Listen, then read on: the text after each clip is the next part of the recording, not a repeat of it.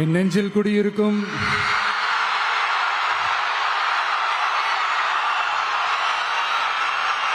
கரூர் சொந்தங்கள், உங்கள் அனைவருக்கும் என்னுடைய வணக்கம்.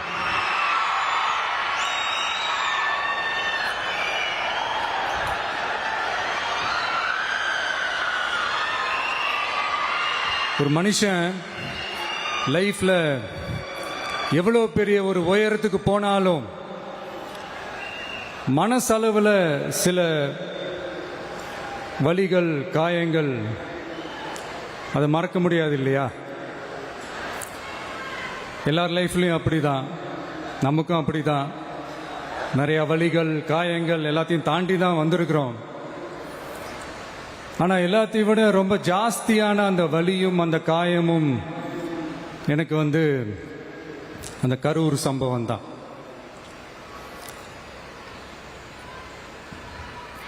மக்களை சந்திக்கிறதுக்காக மக்களை சந்திக்கணும், மக்கள் பிரச்சனைகளை எடுத்து பேசணும்.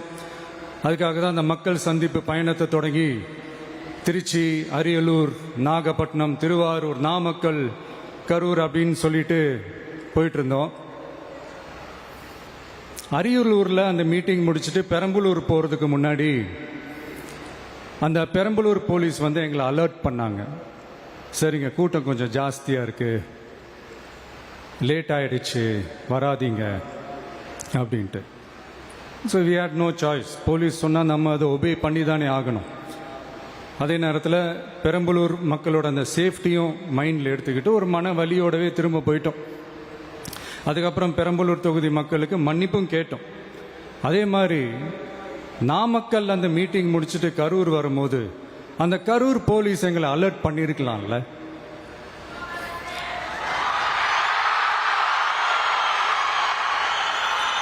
இல்லை சார், இங்கே எதிர்பார்த்ததை விட கொஞ்சம் கூட்டம் அதிகமாக இருக்கு, கண்ட்ரோல் பண்ண முடியல, வராதிங்க. அண்ட் போலீஸ் நினைச்சா அவங்க அந்த மீட்டிங்கே கேன்சல் பண்ணலாம். ஏதோ தப்பா இருக்கு, ஏதோ தப்பா தோணுது அப்படின்னு நினைச்சிட்டாலே they have all the rights to cancel the meeting. எங்ககிட்ட கேட்கணும்லாம் ஒன்றும் அவசியமே கிடையாது. ஆனால் அதையெல்லாம் எதுவுமே செய்யாம அந்த ஹைவேல இருந்த அந்த ஸ்பாட்டுக்கு போலீஸே எங்களை உள்ள கூட்டிட்டு வந்து விட்டு அந்த நாடகம்லாம் இருக்கு பாருங்க.